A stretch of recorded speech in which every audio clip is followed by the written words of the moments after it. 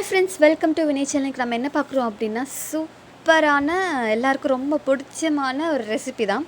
என்ன ரெசிபி பார்த்திங்கன்னா chicken Frankie எப்படி செய்கிறதுன்னு வாங்க பார்க்கலாம். ஸோ அதுக்கு பார்த்திங்கன்னா நான் 1/4 கிலோ அளவுக்கு பார்த்திங்கன்னா போன்லெஸ் சிக்கன் நான் எடுத்திருக்கேன். ஸோ நம்ம கடைகளில் கூட நம்மளுக்கு போன்லெஸ் சிக்கன் விற்பாங்க.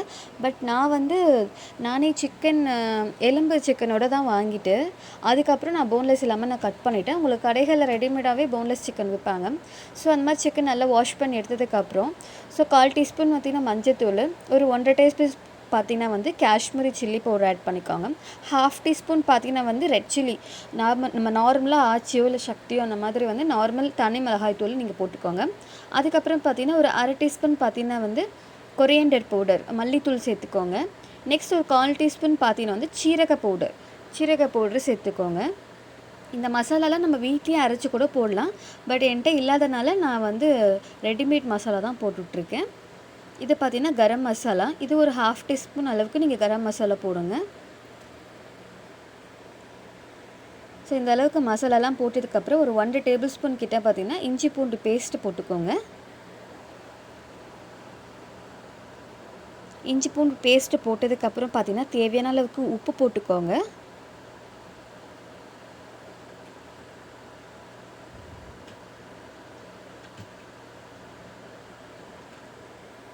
இது ரொம்ப சூப்பராக இருக்கும். இது மறக்காமல் நீங்கள் எல்லாருமே ட்ரை பண்ணி பாருங்கள். அவ்வளோ சூப்பரான ரெசிபி. இன்கேஸ் உங்களுக்கு சிக்கன் பிடிக்கல அப்படின்னா நீங்கள் பன்னீர் அந்த மாதிரி வச்சு கூட இது பண்ணி நீங்கள் சாப்பிட்லாம். வெஜிடேரியனாகளுக்குங்கள ஒரு கால் பார்த்திங்கன்னா லெமன் நல்லா பிழிஞ்சு விட்டுக்கிறேன். ஒரு 2 டீஸ்பூன் அளவுக்கு பார்த்திங்கன்னா தயிர் ஆட் பண்ணிக்கிறேன். நான் கடை தயிர் தான் ஆட் பண்ணியிருக்கேன். ஸோ 2 டீஸ்பூன் அளவுக்கு நீங்கள் தயிர் ஆட் பண்ணிக்கோங்க.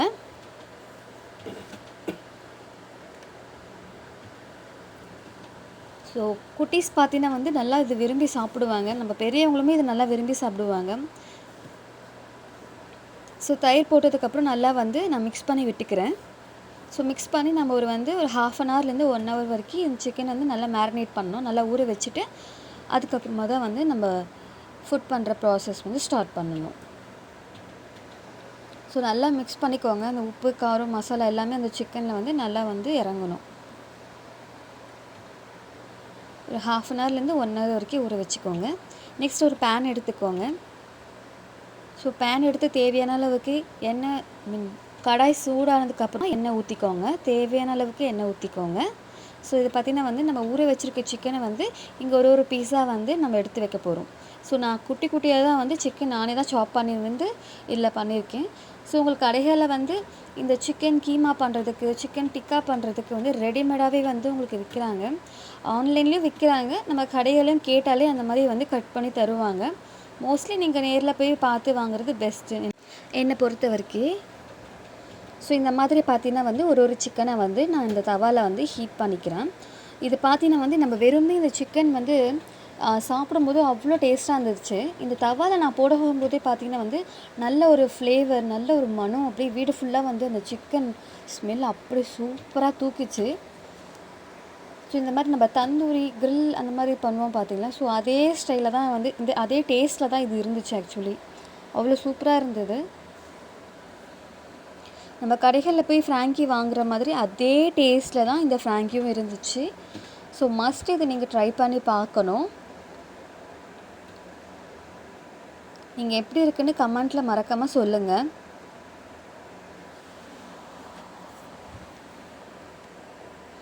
இந்த மாதிரி ஒரு சிக்கனாக தான் நம்ம எடுத்து வச்சுக்கணும்.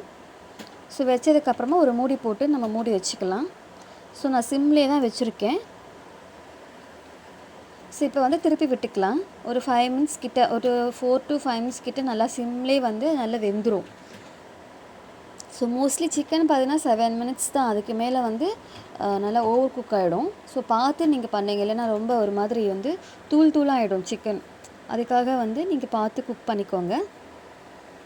ஸோ திருப்பி விட்டு திரும்பி ஒரு 2 மினிட்ஸ்லேருந்து 3 மினிட்ஸ் வரைக்கும் நல்லா இது பண்ணி வச்சுக்கிறேன்.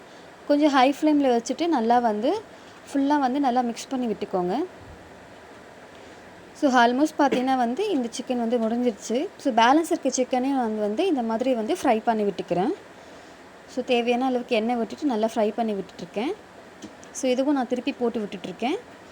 ஸோ ஆல்மோஸ்ட் பார்த்தீங்கன்னா வந்து சிக்கன் வந்து நான் ஃப்ரை பண்ணிட்டேன். நெக்ஸ்ட் ப்ராசஸ் பாருங்கள். இதே மாதிரி ஒரு கடாய் எடுத்துட்டு தேவையான அளவுக்கு எண்ணெய் ஊற்றி சின்ன சின்னதாக சாப் பண்ணியிருக்கேன். மீடியம் சைஸில் 2 வெங்காயம் எடுத்து நல்லா கட் பண்ணி விட்டுட்டு தேவையான அளவுக்கு இஞ்சி பூண்டு பேஸ்ட்டு போட்டுக்கோங்க. ஒரு 1/2 டீஸ்பூன் அளவுக்கு இஞ்சி பூண்டு பேஸ்ட் இருந்தால் போதும். நம்ம ஆல்ரெடி பார்த்தீங்கன்னா வந்து சிக்கனுக்கு வந்து இஞ்சி பூண்டு பேஸ்ட் ஆட் பண்ணியிருக்கோம். ஸோ இந்த மசாலாவுக்கு பார்த்தீங்கன்னா வந்து ஒரு 1/2 டீஸ்பூன் அளவுக்கு இஞ்சி பூண்டு பேஸ்ட் இருந்தால் போதும். ஸோ இதுலேயும் கொஞ்சம் உப்பு ஆட் பண்ணிக்கோங்க. உப்பு ஆட் பண்ணிவிட்டு நல்லா வெங்காயம் வதக்குனதுக்கப்புறமா ஒரு 2 மீடியம் சைஸ் தக்காளி பார்த்தீங்களா, அதை வந்து நல்லா மிக்ஸியில் வந்து அரைச்சி இதில் நீங்கள் ஆட் பண்ணிக்கோங்க. ஸோ நம்ம தக்காளி வந்து சின்ன சின்ன சாப் பண்ணி வெட்டுறதை விட இந்த மாதிரி மிக்ஸியில் வந்து அரைச்சி நீங்கள் தக்காளி சேர்த்தீங்க அப்படின்னா அது ஒரு ஃப்ளேவர் நல்லா டேஸ்ட் கொடுக்கும். ஸோ அதனால் வந்து நீங்கள் மிக்ஸியில் அரைச்சி சேர்த்துக்கோங்க. இது ஒரு 2 மினிட்ஸ் நல்லா குக் ஆகட்டும். இந்த தக்காளி, வெங்காயம், உப்பு, இஞ்சி பூண்டு பேஸ்ட்டில் நல்லா குக் ஆகட்டும். குக் ஆனதுக்கப்புறம் அது தேவையான அளவுக்கு மசாலா இருக்கு இல்லையா, நம்ம ஆல்ரெடி சிக்கனுக்கு சேர்த்த அதே மசாலா தான் இப்போ இதுக்கும் நம்ம சேர்க்க போகிறோம். அதனால் சிக்கனில் வந்து கம்மியாக நான் போட்டிருந்தேன். ஸோ இது பார்த்தீங்கன்னா வந்து ரெட் சில்லி பவுடர் தான். ஸோ அந்தளவுக்கு காரம் இருக்காது. இதில் பார்த்தீங்கன்னா ஒரு 1/4 டீஸ்பூன் அளவுக்கு வந்து சிவப்பு மிளகாய் தூள், தனி மிளகாய் தூள் சேர்த்துருக்கேன். அதே 1/2 டீஸ்பூன் பார்த்தீங்கன்னா வந்து கொரியண்டர் பவுடர் சேர்த்துக்கிறேன். கொஞ்சம் கரம் மசாலா, கொஞ்சம் சீரக பவுடர், ஒரு 1/4 டீஸ்பூன் அளவுக்கு தான் சீரக பவுடர், 1/2 டீஸ்பூன் அளவுக்கு நீங்கள் கரம் மசாலா, 1/2 டீஸ்பூன் வந்து 1/4 டீஸ்பூன் அளவுக்கு நீங்கள் கரம் மசாலா சேர்த்துக்கோங்க. ஸோ கொஞ்சம் வந்து நான் சிக்கன் மசாலா சேர்த்துக்கிறேன். கடைகளில் வாங்க சிக்கன் மசாலா தான் இது. ஸோ உங்கள்கிட்ட வீட்டில் இருக்க மசாலா கூட நீங்கள் சேர்த்துக்கலாம்.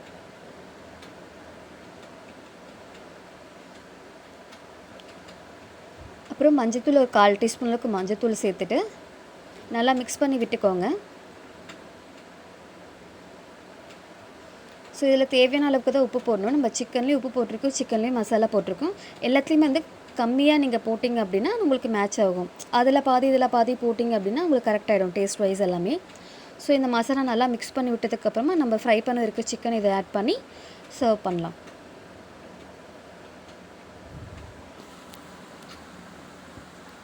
இப்போ ஃப்ரை பண்ணிக்க சிக்கனை வந்து இதில் ஆட் பண்ணலாம் நம்ம. ஸோ நம்மளுக்கு இந்த அளவுக்கு வந்திருக்கு. ஒரு 1/4 கிலோ அளவுக்கு சிக்கன் இருக்கும் இது.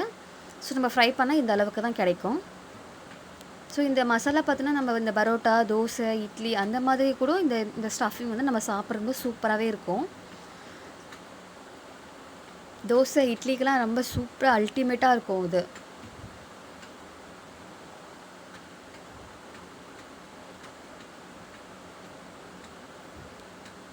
நம்ம கடைகளில் வாங்குகிற இந்த சிக்கன் மசாலா எப்படி இருக்குமோ அந்த அளவு மாதிரி சூப்பராகவே இருந்துச்சு. ஸோ நான் கொஞ்சமாக தண்ணி ஆட் பண்ணிக்கிறேன். அந்த சிக்கன் ஃப்ரை பண்ண வச்சுருக்கேன் அந்த பிளேட்டில் வந்து கொஞ்சமாக வந்து தண்ணி சேர்த்துட்டு இதில் ஆட் பண்ணிக்கிறேன். ஆட் பண்ணிட்டு ஒரு 2 மினிட்ஸ்லேருந்து 3 மினிட்ஸ் வரைக்கும் நல்லா குக் ஆகட்டும். அந்த மசாலா எல்லாம் பார்த்தீங்கன்னா வந்து அந்த சிக்கனில் வந்து நல்லா வந்து ஊறி வரணும் இல்லையா, அதனால் கொஞ்சமாக நான் தண்ணி சேர்த்துக்கிறேன். தண்ணி வந்து ஆப்ஷனல் தான், நீங்கள் வேணும்னா வந்து சேர்த்துக்கலாம். நமக்கு அந்த கன்சிஸ்டன்சியில் வரணும் அப்படின்னா கொஞ்சம் தண்ணி சேர்த்துக்கோங்க. ஆல்மோஸ்ட் வந்து சிக்கன் முடிஞ்சிருச்சு. நெக்ஸ்ட் பார்த்தீங்கன்னா வந்து நம்ம அந்த ஃப்ராங்கி பண்ணுறதுக்கு வந்து இந்த பேஸ் வந்து ரெடி பண்ணிகிட்ருக்கோம். இது பார்த்தீங்கன்னா மைதா மாவில் தான் நான் ரெடி பண்ணுறேன். இன்கேஸ் உங்களுக்கு மைதா மாவு பிடிக்கல அப்படின்னா நீங்கள் சப்பாத்தி மாவில் பண்ணலாம். பட் கடைகளில் வாங்குகிற அந்த ஃப்ளேவர் டேஸ்ட் எதுவுமே கிடைக்காது. அது நீங்கள் மைதா மாவு சேர்த்தா மட்டும்தான் வந்து உங்களுக்கு கிடைக்கும். ஸோ என்றைக்கோ ஒரு நாள் வந்து இந்த மாதிரி சாப்பிட்றதுல ஒன்றும் தப்பு இருக்காது எனக்கு தெரிஞ்சு. உங்களுக்கு மைதா மாவு பிடிக்கல அப்படின்னா நீங்கள் குழந்தைங்களுக்கு வந்து சப்பாத்தி மாவில் கூட இந்த மாதிரி பண்ணித்தரலாம். அதுவும் சூப்பர் டேஸ்ட்டாக தான் இருக்கும். ஸோ இந்த மாதிரி நல்லா மெலிசாக வந்து மைதா மாவில் வந்து தீத்தி விட்டுக்கோங்க. சப்பாத்தி கட்டை எடுத்து நல்லா தீத்தி இன்னும் இதை விட மெலிசாக உங்களால் தீத்த முடிஞ்சிருந்தால் கூட நீங்கள் நல்லா மெலிசாக தீத்திக்கோங்க. ஸோ தேவையான அளவுக்கு எண்ணெய் விட்டுக்கோங்க. இந்த டோஸ்ட் பண்ணுற அளவுக்கு இந்த மைதா மாவு இருக்குது பார்த்தீங்கன்னா, இது டோஸ்ட் பண்ணுற அளவுக்கு தேவையான அளவுக்கு எண்ணெய் விட்டுக்கோங்க. ஸோ நல்லா 2 பக்கம் சுட்டதுக்கப்புறம் இதை எடுத்து நம்ம அந்த ஸ்டஃபிங் வந்து சர்வ் பண்ணி உங்களுக்கு காட்டுறேன். இது பார்த்தீங்கன்னா நான் எக்கு போடாமல் உங்களுக்கு செஞ்சிட்ருக்கேன் ஃபஸ்ட்டு ஒன்று. இதுதான் நான் ஃபஸ்ட்டு உங்களுக்கு செஞ்சது எக்கு போடாமல். இதுக்கு நெக்ஸ்ட்டு பார்த்தீங்கன்னா எக்கு போட்டு எப்படி பண்ணுறதுன்னு சொல்லி உங்களுக்கு காட்டுறேன் நான். ஸோ நல்லா பார்த்தீங்கன்னா இந்த பக்கம் நல்லா ரோஸ்ட் ஆகிடுச்சு. இதே மாதிரி 2 பக்கம் நல்லா சுட்டுட்டு நான் உங்களுக்கு காட்டுறேன் பாருங்கள். இந்த மாதிரி வந்ததுக்கப்புறமா நம்ம ஆல்ரெடி செஞ்சு வச்சுருக்கேன் சிக்கன் ஸ்டஃப் வந்து இதுக்குள்ளே வந்து நல்லா ஸ்டஃப் பண்ணி விட்டுக்கோங்க. நல்லா வந்து ஸ்ப்ரெட் பண்ணி விடுங்க. இதில் உங்களுக்கு இன்னும் ஸ்பைசி வேணும் அப்படின்னா இந்த பச்சை மிளகாய் இருக்குது பார்த்திங்கன்னா சின்ன சின்னதாக சாப் பண்ணி தண்ணியில் வந்து போட்டு அந்த பச்சை மிளகா கூட நீங்கள் வந்து இதில் வந்து சின்ன சின்னதாக வந்து நீங்கள் வச்சுக்கலாம். ஸோ இதில் வந்து நான் ஸ்பைசி வைக்கல, ஜஸ்ட் ஆனியன் மட்டும் வந்து சின்ன சின்ன நல்லா ஃபைன் சாப் பண்ணி வச்சுருக்கேன். ஆனியன் வந்து கார்னிஷ்காக நான் இதில் வந்து போட்டு வச்சுருக்கேன். இதை அப்படியே ரோல் பண்ணி நம்ம அப்படியே சாப்பிட்லாம். இதுவும் சூப்பராக தான் இருக்கும். நான் எக்கு போட்டு காட்டுறேன், அதுவும் நீங்கள் ட்ரை பண்ணி பாருங்கள். ஸோ வினய் கூட இது சூப்பராக சாப்பிட்டான். ஸோ அதனால தான் பசங்களுக்குன்னு பெரியவங்களுக்கு எல்லாருமே சூப்பராக சாப்பிடுவாங்க. ஒரு 4 முட்டை அளவுக்கு நான் எடுத்துக்கிறேன். ஸோ நான் எக்கு வந்து கொஞ்சம் அதிகமாக வந்து பிடிக்குன்றதுனால நான் அதிகமாக ஆட் பண்ணுறேன். ஸோ தோசைக்கல்ல வந்து சூடானதுக்கப்புறம் நம்ம எக்கு வந்து பீட் பண்ணி கொஞ்சமாக உப்பு அதிலே போட்டு நல்லா பீட் பண்ணி விட்டுக்கோங்க. பீட் பண்ணி விட்டதுக்கப்புறமா நம்ம எக்கு வந்து சேர்த்துக்கலாம். நீங்கள் வந்து ஒரு கரண்டி கூட நீங்கள் எக்கு சேர்த்துக்கலாம். பட் நான் நிறைய எக் சாப்பிட்றதுனால நாங்கள் வந்து ஒரு 2 கரண்டி அளவுக்கு நாங்கள் எக்கு போட்டிருக்கோம், அந்த முட்டை கலவை போட்டிருக்கோம். ஸோ நீங்கள் ஒரு கரண்டி போட்டு கூட இந்த மாதிரி நல்லா ஸ்ப்ரெட் பண்ணி விட்டுக்கலாம். இப்போ 2 கரண்டி போட்டதுனால பார்த்தீங்கன்னா எக்கு தான் இருக்கிற மாதிரி உங்களுக்கு ஃபீல் ஆகும். பட் இந்த டேஸ்ட்டும் நல்லா சூப்பராகவே இருந்துச்சு. ஸோ இந்த மாதிரி டிப் பண்ணி 2 பக்கமாக வந்து நான் மாற்றி விட்டுருக்கேன். ஸோ இந்த மாதிரி நீங்கள் பசங்களுக்கு செஞ்சு கொடுத்தீங்கன்னா சூப்பராக சாப்பிடுவாங்க. நீங்கள் சப்பாத்திலேயே பண்ணலாம், இந்த மாதிரி சப்பாத்திலையுமே இது சூப்பராக இருக்கும். இந்த எக்கு போட்டு சப்பாத்திலே நீங்கள் பண்ணலாம். ஸோ இதுவும் அதே மாதிரி தான் 2 சைடு வந்து நல்லா வந்து குக் ஆனதுக்கப்புறம் உங்களுக்கு ஸ்டஃபிங் வச்சு நீங்கள் ரோல் பண்ணி சாப்பிட்லாம். ஸோ இதில் வந்து அந்த பச்சை மிளகா நான் சொன்னேன் பார்த்தீங்கன்னா, இதில் நான் காமிச்சிருக்கேன், நீங்கள் பாருங்கள், ஸ்கிப் பண்ணாமல் பாருங்கள் வீடியோ.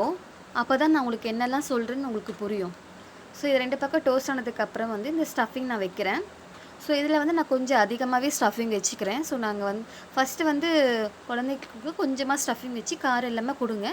நீங்கள் வந்து சாப்பிட்ற மாதிரி இருந்தால் நிறைய ஸ்டஃபிங் வச்சு சூப்பராக இருக்கும். நீங்கள் நல்லா ஃபுல்ஃபில்லாக இருக்கும், அந்த ஸ்டஃபிங்கில் ஃபுல்ஃபில்லாக வச்சு சாப்பிடும்போது அவ்வளோ டேஸ்ட்டாக இருக்கும். ஸோ நான் இது தான் சொன்னேன். பச்சை மிளகாய் பார்த்தீங்கன்னா கொஞ்சமாக தண்ணி விட்டு வச்சுருக்கேன். ஏன்னா பார்த்தீங்களா சின்ன சின்ன சாப் பண்ணி அந்த தண்ணியில் போட்டு வச்சுருக்கேன். ஸோ அதை வந்து ஒரு 1/2 டீஸ்பூன் அளவுக்கு தண்ணி ஊற்றிட்டு ஒரு 2லேருந்து 3-4 பச்சை மிளகாய் வந்து அதில் வந்து ஸ்ப்ரெட் பண்ணி விட்டுக்கிறேன். அதே மாதிரி சின்ன சின்ன சாப் பண்ணியிருக்க வெங்காயமும் இதில் நான் சேர்த்துக்கிறேன்.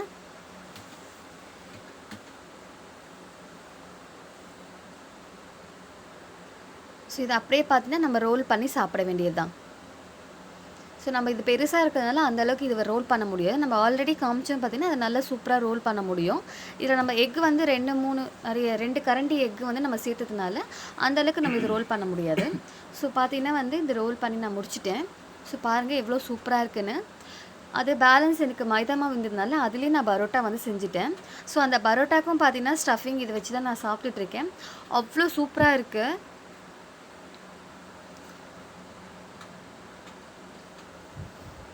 அதே மாதிரி பார்த்தீங்கன்னா வந்து இந்த ஸ்டஃபிங் நான் பண்ணி வச்சுருக்கேன் அப்படின்னா அதுவும் நான் சாப்பிட்டு காட்டுறேன் உங்களுக்கு. பாருங்கள், இந்த ஸ்டஃபிங்லாம் நல்லா தெரியுது பார்த்தீங்களா? ஸோ இது மறக்காமல் நீங்கள் ட்ரை பண்ணி பாருங்கள், அவ்வளோ சூப்பராக இருக்குது. மஸ்ட்டு இது நீங்கள் ட்ரை பண்ணணும். ஸோ வாங்க. ஓகே ஃப்ரெண்ட்ஸ், இந்த வீடியோ பிடிச்சிருந்தா லைக் பண்ணுங்கள், கமெண்ட் பண்ணுங்கள். மறக்காமல் நீங்கள் ட்ரை பண்ணிவிட்டு அப்புறம் கமெண்ட் பண்ணுங்கள். நம்ம சேனல் எதுவும் சப்ஸ்கிரைப் பண்ணல, சப்ஸ்கிரைப் பண்ணிட்டு கூட பெல் ஐக்கன் கிளிக் பண்ணுங்கள். அப்போனா தான் நம்ம போகிற வீடியோ ஒன்று கிடைக்கும். பாய். ஒன்று கிடைக்கும் தப்பாக